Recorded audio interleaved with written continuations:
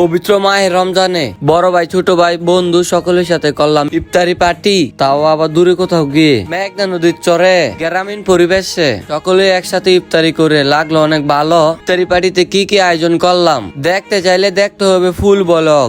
আসসালামু আলাইকুম এভরিওয়ান, কি অবস্থা, কেমন আছেন? আলহামদুলিল্লাহ, আপনাদের দোয়া এবং আল্লাহর রহমতে আমি অনেক ভালো আছি। ভিডিওর থাম্বনেল দেখে অবশ্যই বুঝতে পারছেন আজকের ভিডিওটা কি নিয়ে হতে যাচ্ছে। যারা বুঝতে পারেন নাই তাদের জন্য আবারও বলতাছি, আজকে চলে গেছিলাম ইফতারি পার্টিতে দূরে কোথাও একটা চকে। আর এই নৌকাটা দেখতেছেন না, এটা হলো শাহজালাল ভাইয়ের নৌকা। এখন আমরা চলে যাব চন্দনপুর বাজার। আর নদীর মাঝখানে এসে দেখতেছি কচুরি পেনা।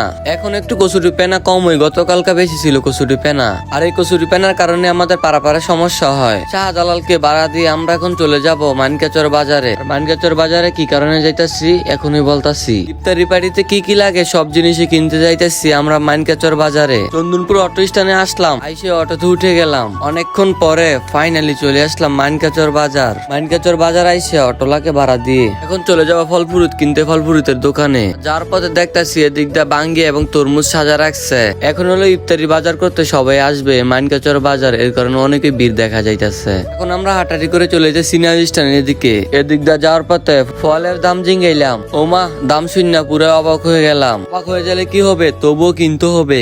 এখন আমরা ফলওয়ালা কাকাকে টাকা দিয়ে চলে যাব তরমুজের দোকানে একটা তরমুজ কিনতে। তরমুজওয়ালা ভাই বলতেছে তরমুজটা নিয়ে কাইটা দেখাইবে।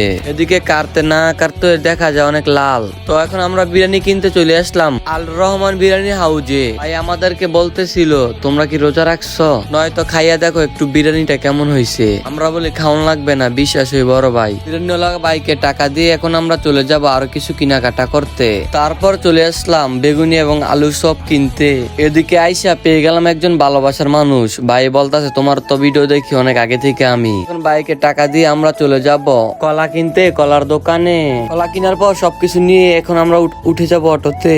অটোতে উঠাই দিয়ে ইয়ামিনকে এখন আমরা চলে যাব পলিটিনের দোকানে। আমরা মানকাচর বাজারে বাজার করতে চলে আইছি। এদিক দিয়ে বন্ধুরা চলে আইছে চন্দনপুর বাজারে নৌকা নিয়ে। ফাইনালি কিন্তু নৌকা দিয়ে চলে আসলাম যে জায়গার ভিতর সকলে একসাথে বসে ইফতারি করব। তারপর সকলে মিলে একসাথে নৌকা থেকে খাবারগুলো নামিয়ে আনলাম। তারপর পলিটা ভালো করে বিছিয়ে তারপর সকলে যেন একসাথে বসতে পারি এরকম সুন্দর একটা প্যালেস তৈরি করলাম। আর এদিক দিয়ে সকল বন্ধু বান্ধব মিলে একসাথে শরবত বানাইতেছে। আর হ্যাঁ, সকলে মিলে একসাথে ইফতারি পার্টি দেওয়ার মজাটাই কিন্তু আলাদা। তারপর বন্ধু মারুফে আল্লাহর কাছে দোয়া চাইলো, হে আল্লাহ আমরা যেন প্রত্যেক বছর সকল বন্ধু বান্ধব একসাথে মিলে ইফতারি পার্টি দিতে পারি। তারপর মসজিদে আজান পড়ে গেল, সকলে মিলে একসাথে ইফতারি খেলাম। হ্যাঁ, আজকে ফুল ব্লগ ভিডিওটা আপনার কাছে কেমন লাগলো অবশ্যই কিন্তু কমেন্টে বলতে ভুলবেন না। আর দেরি না করে আপনারাও কোনো একদিন সকল বন্ধুরা মিলে পবিত্র মাহে রমজানের উপলক্ষে একটা ইফতারি পার্টির আয়োজন করেন, মনটাও ভালো হয়ে যাবে, সবাই একসাথে হতে পারবেন। তো আজকের ভিডিওটা এই পর্যন্ত, ভালো থাকবেন, আল্লাহ হাফেজ, আসসালামু আলাইকুম।